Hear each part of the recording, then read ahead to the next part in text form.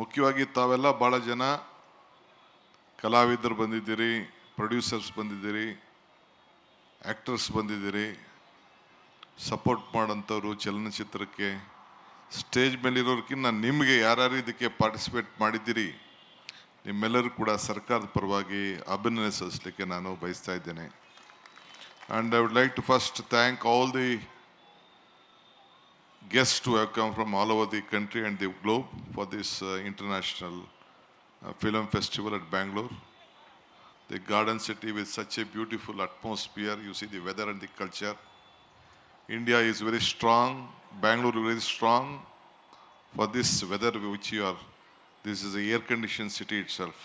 This is the strength of Bangalore. ಮತ್ತು ನಾನು ಇವತ್ತು ಭಾಳ ಜನ ಎಲ್ಲ ಕಲಾವಿದರೆಲ್ಲ ಮಾತಾಡಿದ್ದಾರೆ, ಇನ್ನು ಚೀಫ್ ಮಿನಿಸ್ಟರ್ ಕೂಡ ಮಾತಾಡಿದ್ದಾರೆ. ಉತ್ತಮ ಸಾಹಿತ್ಯ, ಸಂಗೀತ, ಸಿನಿಮಾ, ನಮ್ಮ ಸಂಸ್ಕೃತಿನೇ ನಮ್ಮ ದೇಶದ ಒಂದು ದೊಡ್ಡ ಆಸ್ತಿ. ಈ ಹಿನ್ನೆಲೆಯಲ್ಲಿ ಇವತ್ತೆಲ್ಲ ಚಿತ್ರರಂಗ ನಡೀತಾ ಇದೆ. ಸರ್ವೆ ನೋಡಿದ್ದೀನಿ ನಾನು ಇದ್ರ ಬಗ್ಗೆ. ಸುಮಾರು 18% ಪಾಪ್ಯುಲೇಷನ್ಗೆ ಎಂಪ್ಲಾಯ್ಮೆಂಟ್ ಕ್ರಿಯೇಟ್ ಮಾಡೋದು ನಮ್ಮ film industry. Direct indirect employment create ಮಾಡೋಂಥದ್ದು ಫಿಲಮ್ ಇಂಡಸ್ಟ್ರಿ. ನಾನೊಬ್ಬ ಎಕ್ಸಿಬಿಟರ್ ಆಗಿ ಬೆಳೆದವನು. ಇಂದಿರಾ ಗಾಂಧಿ ಹೆಸರಿನಲ್ಲಿ ಚಿತ್ರಮಂದಿರ ಇಟ್ಟಿದ್ದವನು. 4 ಚಿತ್ರಮಂದಿರ ಊರಲ್ಲಿತ್ತು, ಬಿಟ್ಬಿಟ್ಟೆ ಎಲ್ಲ ನಮ್ಮ ಟೂರಿಂಗ್ ಟ್ಯಾಕೀಸ್ಗಳು ಇಟ್ಕೊಂಡಿದ್ದೆ. ಈಗ 23 ಸ್ಕ್ರೀನ್ ಇದೆ. ಆ 23 ಸ್ಕ್ರೀನಲ್ಲಿ ಒಂದಿನನೂ ಕೂತ್ಕೊಂಡು ನೋಡೋಷ್ಟು ನನಗೆ ಭಾಗ್ಯ ಸಿಕ್ಕಲಿಲ್ಲ, ಟೈಮ್ ಸಿಕ್ಕಲಿಲ್ಲ. ಸೊ ಆದರೂ ಕೂಡ ನನಗೂ ಈ ಚಿತ್ರರಂಗಕ್ಕೂ, ನನಗಲ್ಲ ಬೇಕಾದಷ್ಟು ರಾಜಕಾರಣಿಗಳಿಗೂ ಚಿತ್ರರಂಗಕ್ಕೂ ಭಾಳ ನಂಟು. ಬೇಕಾದಷ್ಟು ಎಲ್ಲ ಮಕ್ಕಳುಗಳೆಲ್ಲ ಚಿತ್ರಮಂದಿರಕ್ಕೆ ಎಂಟ್ರಿ ಕೊಟ್ಬಿಟ್ಟು ಪ್ರಮೋಟ್ ಮಾಡಿಬಿಟ್ಟು ರಾಜಕೀಯಕ್ಕೆ ತರಕ್ಕೆ ಬೇಕಾದಷ್ಟು ಜನ ಪ್ರಯತ್ನ ಮಾಡಿದ್ದಾರೆ. ಕೆಲವು ಸಕ್ಸಸ್ ಆಗಿದ್ದಾರೆ, ಕೆಲವು ಫೇಲ್ ಆಗಿದ್ದಾರೆ. ನಮ್ಮ ರಾಜ್ಯವರಾದಂಥ ಜಯಲಲಿತಾ ಇರ್ಬೋದು, ರಜನಿಕಾಂತ್ ಇರ್ಬೋದು, ಇವರೆಲ್ಲ ಹೋಗಿ ಬೇರೆ ಬೇರೆ ರಾಜ್ಯದಲ್ಲಿ ಭಾಳ ಪ್ರಸಿದ್ಧವಾಗಿ ಬೆಳೆದಂಥವ್ರು. ರಾಜ್ಯ ನಾಯಕ, ರಾಷ್ಟ್ರ ನಾಯಕತ್ವ ಎಲ್ಲ ಚೀಫ್ ಮಿನಿಸ್ಟರ್ಗಳಾಗಿದ್ದೆಲ್ಲ NTR ಅಂಥವರೆಲ್ಲ ತಮಿಳ್ನಾಡಲ್ಲೆಲ್ಲ ನಾವೆಲ್ಲ ಗಮನಿಸಿದ್ದೇವೆ. ಸೊ ಅವ್ರು ಹೇಳ್ದಂಗೆ ಬ್ಯಾರಿಯರ್ ಇಲ್ಲ, ಯಾರು ಎಲ್ಲಿ ಬೇಕಾದ್ರೂ ಬೆಳಿಬೋದು, ಮಾಡ್ಬೋದು. ಸೊ ನೀವೆಲ್ಲ ಬಣ್ಣ ಹಾಕ್ಕೊಂಡು ನಾಟಕ ಮಾಡ್ತೀರಿ, ನಾವು ಬಣ್ಣ ಹಾಕ್ಕೊಳ್ದೆ ದಿನ ಸಿನಿಮಾ ಮಾಡ್ತಾಯಿದ್ದೀವಿ, ಬಣ್ಣ ಹಾಕ್ಕೊಳ್ಳದೆ ಸಿನಿಮಾ ಮಾಡ್ತಾಯಿದ್ದೀವಿ. ಬಟ್ ನನಗೆ ಈ ಫಿಲಮ್ ಇಂಡಸ್ಟ್ರಿ ಬಗ್ಗೆ ಭಾಳ ಕೋಪ ಬಂದುಬಿಟ್ಟಿದೆ, ನನಗೆ ಸಿಟ್ಟು ಬಂದುಬಿಟ್ಟಿದೆ. ಫಿಲಮ್ ಚೇಂಬರ್ ಆಫ್ ಕಾಮರ್ಸು, ಈ ಆ್ಯಕ್ಟ್ರುಗಳ ಬಗ್ಗೆ ನನಗೆ ಸಿಟ್ಟು. ನೋಡ್ತಾ ಇದ್ದಾನೆ ವೆಂಕಟೇಶು. ಯಾಕೆ ಅಂದರೆ ನಾವು ನಮ್ಮ ನೀರು ನಮ್ಮ ಹಕ್ಕು ಅಂತ ಪಾದಯಾತ್ರೆ ಮಾಡಿದೋ ಕಷ್ಟ ಕಾಲದಲ್ಲಿ ಬೆಂಗಳೂರಿಗೆ ನೀರಿಗೋಸ್ಕರ. ನಾನು ಸಿದ್ದರಾಮಯ್ಯನವರು ಎಲ್ಲ ಸೇರಿ 150 ಕಿಲೋಮೀಟರ್ ನಡೆದು. ಕೋವಿಡ್ ಸಂದರ್ಭ, ನಮ್ಮ ಸ್ವಂತಕ್ಕೆ ನಾವು ನಡೀಲಿಲ್ಲ, ಆದರೆ ರಾಜ್ಯದ ಹಿತಕ್ಕೆ ನಾವು ನಡೆದೋ. ಸಾಧು ಕೋಕಿಲ ಮತ್ತು ವಿಜಿ ಇಬ್ಬರು ಬಿಟ್ಟರೆ ಯಾರೂ ಪಾರ್ಟಿಸಿಪೇಟ್ ಮಾಡಲಿಲ್ಲ. ನೀವು ಅಸೋಸಿಯೇಷನವ್ರು ಬಂದಿರಿ, ನೀವು ಅಲ್ಲ, ನಾನು ಕಲಾವಿದರ ಪೈಕಿ ಕೇಳ್ತಾ ಇದ್ದೀನಿ. ನೀವೆಲ್ಲ ಮ್ಯಾನೇಜ್ಮೆಂಟವ್ರು ಕೆಲವ್ರು ಬಂದಿದ್ರಿ, ಚೇಂಬರ್ ಅವ್ರು, ನಾನೇ ಪರ್ಸನಲ್ ಆಗಿ ಬಂದು ಚೇಂಬರ್ ಕರೆದಿದ್ದೆ. ಸೊ ನನಗೆ ಈ ಆ್ಯಕ್ಟ್ರುಗಳು ಇವರೆಲ್ಲ ಕೆಲವರೆಲ್ಲ ಬಳಸ್ಕೊಳ್ತಾರೆ, ಆಮೇಲೆ ಬಿಸಾಕ್ತಾರೆ. ಸೊ ಹಂಗೆ ತಿಳ್ಕೊಳಕ್ಕೆ ಹೋಗ್ಬಿಡಿ. ಅದಿಷ್ಟಿಗೆ ನಮ್ಮ ಸರ್ಕಾರ ಬಂದ ತಕ್ಷಣ ಫಸ್ಟು ಸಾಧಕು ಗೆಲಾಗೆ ಅಧ್ಯಕ್ಷರು ಮಾಡಬೇಕು ಅಂತ ನಾನು ಚೀಫ್ ಮಿನಿಸ್ಟರ್ ಇಬ್ಬರು ಮಾತಾಡಿಕೊಂಡು ಅವ್ರಿಗೊಂದು ಅವಕಾಶವನ್ನು ಗುರುತಿಸ್ಬೇಕು. ನಮ್ಮ ಕಷ್ಟ ಕಾಲದಲ್ಲಿ ಯಾರು ನಿಂತ್ಕೊಂಡಿರ್ತಾರೆ ಅವ್ರು ನಾವು ಸಹಾಯ ಮಾಡಬೇಕು ಅಂತೇಳಿ ಇವತ್ತು ಅವ್ರಿಗೆ ನಾವು ಅಧ್ಯಕ್ಷರಾಗಿ ನಾವು ಮಾಡಿದ್ದೇವೆ. ಇದು ತಲೆಯಲ್ಲಿರಲಿ. ನಾವಿದನ್ನು ಗಮನಿಸೋದಿಲ್ಲ ಅಂತ ಯಾರೋ ತಿಳ್ಕೊಳಕ್ಕೆ ಹೋಗ್ಬೇಡಿ. ನಮಗೆ ಪ್ರತಿ ನಾಡಿ ಮಿಡ್ತ ಮೂಮೆಂಟು, ಯಾರ ಮೂಮೆಂಟ್ ಏನು, ಯಾರ ರಂಗ ಏನು ಎಲ್ಲ ಕೂಡ ನಮಗೆ ಅರಿವಿದೆ. ಸೊ ಜಸ್ಟ್ ನಾನು ಹಿತೈಷಿಯಾಗೂ ಹೇಳ್ತಾ ಇದ್ದೀನಿ, ನಾನು ಕೂಡ ಈ ಒಂದು ಫಿಲಮ್ ಫೀಲ್ಡ್ ಒಬ್ಬ ಎಕ್ಸಿಬಿಟ್ರ್, ನಾನು one of the big exhibitor. ನಾನು ಕೂಡ ಇದನ್ನು ನಾನು ಹೇಳ್ತಾ ಇದ್ದೀನಿ. ಗೌರ್ಮೆಂಟು ನೀವು ಏನು ಇವತ್ತು ಕಾರ್ಯಕ್ರಮ ಪಾಪ ಒಂದು 10 ಜನ ಮಾತ್ರ ನೀವು ಪ್ರಾಮಿನೆಂಟ್ ಅವ್ರು ಕಾಣ್ತಾ ಇದ್ದೀರಿ. ಇದೇನು ಸಿದ್ದರಾಮಯ್ಯವ್ರ ಮನೆ ಪ್ರೋಗ್ರಾಮ್ ಅಲ್ಲ, DK ಶಿವಕುಮಾರ್ ಮನೆ ಪ್ರೋಗ್ರಾಮ್ ಅಲ್ಲ, ಇಲ್ಲ ಅಂದರೆ ಕಿಶೋರ್ದಲ್ಲ, ಸಾಧು ಕೋಕಿಲನ ಪ್ರೋಗ್ರಾಮ್ ಅಲ್ಲ, ಇದು ಇಂಡಸ್ಟ್ರಿ ಪ್ರೋಗ್ರಾಮ್. ಇದು ಈ ಇಂಡಸ್ಟ್ರಿ ಪ್ರೋಗ್ರಾಮ್ಗೆ ಆ್ಯಕ್ಟ್ರುಗಳು, ಪ್ರೊಡ್ಯೂಸರು, ಡೈರೆಕ್ಟ್ರುಗಳು, ಕಲಾವಿದರು ಬರಲಿಲ್ಲ ಅಂತಂದರೆ ಯಾರು ಬರ್ತಾರೆ? ನಾವು ಬೇಕಾದ್ರೆ ಜನ ಸೇರಿಸೋದೇನು it is not a big thing. ಇದು ಎಲ್ಲರಿಗೂ ಈಗ ಶಿವರಾಜ್ ಕುಮಾರ್ ಹೇಳಿದ್ರು, ಇದು ನಮ್ಮನೆ ಹಬ್ಬ ಅಂತ ಹೇಳಿದ್ರು. ಆ ಭಾವನೆ ಪ್ರತಿಯೊಬ್ಬ ಕಲಾವಿದರಿಗೆ, ಪ್ರತಿಯೊಬ್ಬ ಎಕ್ಸಿಬಿಟರ್ಗೆ, ಪ್ರತಿಯೊಬ್ಬ ಪ್ರೊಡ್ಯೂಸರ್ಗೆ, ಡೈರೆಕ್ಟ್ರಿಗೆ, ಆ್ಯಕ್ಟ್ರಿಗೆ ಬರಲಿಲ್ಲ ಅಂತಂದರೆ ಏನಕ್ಕೆ ಫಿಲಮ್ ಫೆಸ್ಟಿವಲ್ ಮಾಡಬೇಕು? ಇವತ್ತು ಇಂಟರ್ನ್ಯಾಷನಲ್ ಫಿಲಮ್ ಫೆಸ್ಟಿವಲ್ ಇವತ್ತು ಏನು, ನಿನ್ನೆ ತಾನೇ ನಾನು 2 ರೌಂಡ್ ಮೀಟಿಂಗ್ ಆಯಿತು. ನಿನ್ನೆ ತಾನೇ ಇಫಾನ ಇಲ್ಲಿ ಮಾಡಬೇಕು, ಇಂಟರ್ನ್ಯಾಷನಲ್ ಫಿಲಮ್ ಅವಾರ್ಡ್ ಫಂಕ್ಷನ್ನ ಇಲ್ಲಿ ಮಾಡಬೇಕು ಅಂತೇಳಿ, ಸೌತ್ ಇಂಡಿಯಲ್ಲಿ ಮಾಡಬೇಕು ಅಂತೇಳಿ ದೊಡ್ಡ ಚರ್ಚೆ ನಡೀತಾ ಇದೆ. ಎಂಟೈರ್ ಟೀಮ್ ಬಂದಿತ್ತು ನನ್ನ ಹತ್ರ. ನಾನು ಇನ್ನೊಂದು ರೌಂಡ್ ಮೀಟಿಂಗ್ ಆದಮೇಲೆ ನಮ್ಮ ಚೀಫ್ ಮಿನಿಸ್ಟರ್ಗೆ ಅದ್ರ ಬಗ್ಗೆ ಪ್ರೆಸೆಂಟ್ ಮಾಡ್ತೀನಿ. ಬೆಂಗಳೂರಲ್ಲಿ ಮಾಡಬೇಕು. ಲಾಸ್ಟ್ ಇಯರು ಅಬುದಾಬಿಲಿ ನಡೆದಿತ್ತು.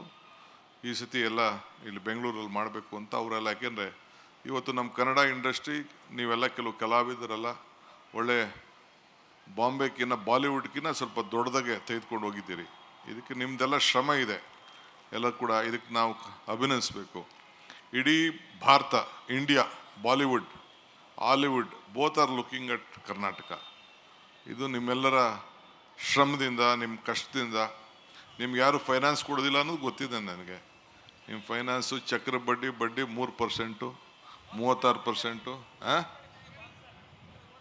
ಎಲ್ಲ ಬೇಕಾದಷ್ಟು ಕಷ್ಟ ಇದೆ ಅನ್ನೋದು ಕೂಡ ನನಗೆ ಅರಿವಿದೆ. ಏನು ನಮಗೇನು ಗೊತ್ತಿಲ್ಲ ಅಂತ ತಿಳ್ಕೊಳಕ್ಕೆ ಹೋಗಬೇಡಿ. ಆದರೂ ಕೂಡ ಗೌರ್ಮೆಂಟು, ಇದು ನಾವಲ್ಲ, ಗೌರ್ಮೆಂಟ್ ಆಚಾರ ವಿಚಾರನ ಪ್ರಚಾರ ಮಾಡೋದು ಕೂಡ ನಿಮ್ಮ ಧರ್ಮ. ನಿಮ್ಮ ಕಲೆ ಮುಖಾಂತರ, ನಿಮ್ಮ ಸಿನಿಮದ ಮುಖಾಂತರ, ನಿಮ್ಮ ಥಿಯೇಟ್ರ್ಗಳ ಮುಖಾಂತರ ಸಮಾಜ. ಈಗ ನಾವು 5 ಗ್ಯಾರಂಟಿ ತಂದೋ. ಏನಕ್ಕೆ ತಂದೋ 5 ಗ್ಯಾರಂಟಿ? ಏನು ನಮ್ಮನೆ ಊಟಕ್ಕೆ ತಂದ್ವಾ? ಇಲ್ಲ ಒಂದು ಪಾರ್ಟಿಯವ್ರಿಗೋಸ್ಕರ ತಂದ್ವಾ? 56,000 ಕೋಟಿ ಕೊಟ್ಟಿದ್ದೀವಿ. 56,000 ಕೋಟಿ ಬಸ್ಸಲ್ಲಿ ಓಡಾಡೋಕ್ಕಿರ್ಬೋದು, ಕರೆಂಟ್ಗಿರ್ಬೋದು, ಪ್ರತಿಯೊಂದು ಕುಟುಂಬ ಇದಕ್ಕೆ ಶಕ್ತಿ ಸಿಗಲಿ ಅಂತೇಳಿ. ಯಾವುದೇ ಒಂದು ಮನೇಲಿ ಒಂದು ಟಿ ವಿ ಹಾಕ್ದವರು, ಈಗ ಟಿ ವಿಯವರು ಅಧ್ಯಕ್ಷರು, ಈ ಟಿ ವಿಯವರು ಮುಖ್ಯಸ್ಥರು ಬಂದಿದ್ದಾರೆ. ಒಂದು 3-4 ಟಿ ವಿಯವರು ಇಲ್ಲಿ ನೋಡ್ತಾ ಇದ್ದೀನಿ ನಾನು. ಅವ್ರಿಗೂ ಒಂದು ದೊಡ್ಡ ಇಲ್ಲಿ TRPಗೆ ಭಾಳ ನಿಮ್ಮ ಸಿನಿಮಾಗಳು ಭಾಳ ಮುಖ್ಯ, ಕಲೆ ಭಾಳ ಮುಖ್ಯ. ಗಂಟೆಯಲ್ಲಿ ಅಟ್ಲೀಸ್ಟ್ 2 ಗಂಟೆ ಆದರೂ ಕೂಡ ಜನ ಟಿ ವಿ ಮುಂದೆ ಕೂತಿರ್ತಾರೆ. ನೀವೇನು ಪ್ರದರ್ಶನ ಮಾಡ್ತೀರಿ, ನೀವೇನು ತಯಾರು ಮಾಡ್ತೀರಿ, ಥಿಯೇಟ್ರಲ್ಲಿ ನೋಡೋಕ್ಕಾಗಲಿಲ್ಲ, ಟಿ ವಿಲಾರು ನೋಡ್ತಾ ಇದ್ದಾರೆ. ಈಗ ಲಾಸ್ಟ್ 7-8 ಮಂತ್ಸಿಂದ ಎಲ್ಲ ಥಿಯೇಟ್ರ್ಗಳಲ್ಲಿ ಈಗ PVR ಅವರು ಬಾಡಿಗೆನೇ ಕೊಟ್ಟಿಲ್ಲ. ಬಾಡಿಗೆಗೆ ಲಾಸ್ ಆಗ್ತಾಯಿದೆ, ಒಳ್ಳೆ ಸಿನಿಮಾಗಳು ಬರ್ತಾಯಿಲ್ಲ ಅಂತೇಳಿ.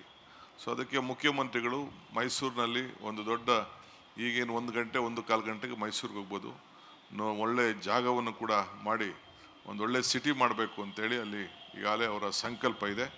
ಬಹುಶಃ ಈ ಬಜೆಟ್ ಆದಮೇಲೆ ಒಂದು ಪ್ಲ್ಯಾನ್ ಸಬ್ಮಿಟ್ ಆಗಿತ್ತು. ಆ ಪ್ಲ್ಯಾನು ಸರಿ ಇಲ್ಲ ಅಂಥೇಳಿ ಅವರೇ ಅದಕ್ಕೆ ರಿಜೆಕ್ಟ್ ಮಾಡಿದ್ದಾರೆ.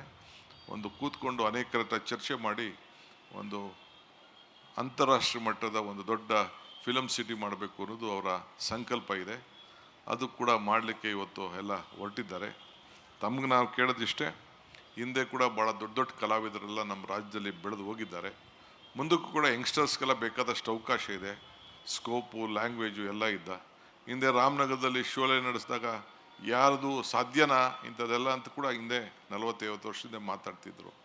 ಹಿಂಗೆಲ್ಲ ಇವತ್ತು ಕೂಡ ನಮ್ಮ ಕರ್ನಾಟಕ ರಾಜ್ಯದಲ್ಲಿರೋಂಥ ಸಿರಿ ಸಂಪತ್ತೇನಿದೆ, ಇಲ್ಲಿರೋಂಥ ಮಲೆನಾಡು ಪ್ರದೇಶ ಏನಿದೆ, ಚಿಕ್ಕಮಗಳೂರು ಇರ್ಬೋದು, ಕೂರ್ಗ್ ಇರ್ಬೋದು, ನಮ್ಮ ಸೀಶೋರ್ ಇರ್ಬೋದು, ಏನು ಕೋಸ್ಟಲ್ ಬೆಲ್ಟ್ ಇರ್ಬೋದು, ಇಲ್ಲ ಉತ್ತರ ಕರ್ನಾಟಕದಲ್ಲಿರೋಂಥ ಗೋಲ್ಗುಂಬಸ್ ಇರ್ಬೋದು, ಬೇರೆ ಬೇರೆ ವಿಜಯನಗರದ ಎಂಪೈರಲ್ಲಿರೋಂಥ ಸ್ಥಾನಗಳು, ಎಂತೆಂಥ ಚಿತ್ರವನ್ನು ನೋಡೋಂಥ ತೋರಿಸೋವಂಥ ಒಂದು ದೊಡ್ಡ ಅವಕಾಶ ಇದೆ. ಆ ಹಿನ್ನೆಲೆಯಲ್ಲೇ ಮುಖ್ಯಮಂತ್ರಿಗಳು ಈ ರಾಜ್ಯ ಸರ್ವ ಜನಾಂಗದ ಶಾಂತಿಯ ತೋಟ ಅನ್ನೋ ಥೀಮನ್ನು ಇಡೀ ದೇಶಕ್ಕೆ ಒಂದು ಕಳಿಸ್ಬೇಕು ಅನ್ನೋ ದೃಷ್ಟಿಯಿಂದ ಇವತ್ತು ಆಯ್ಕೆ ಮಾಡಿ ಕಳಿಸಿದ್ದಾರೆ.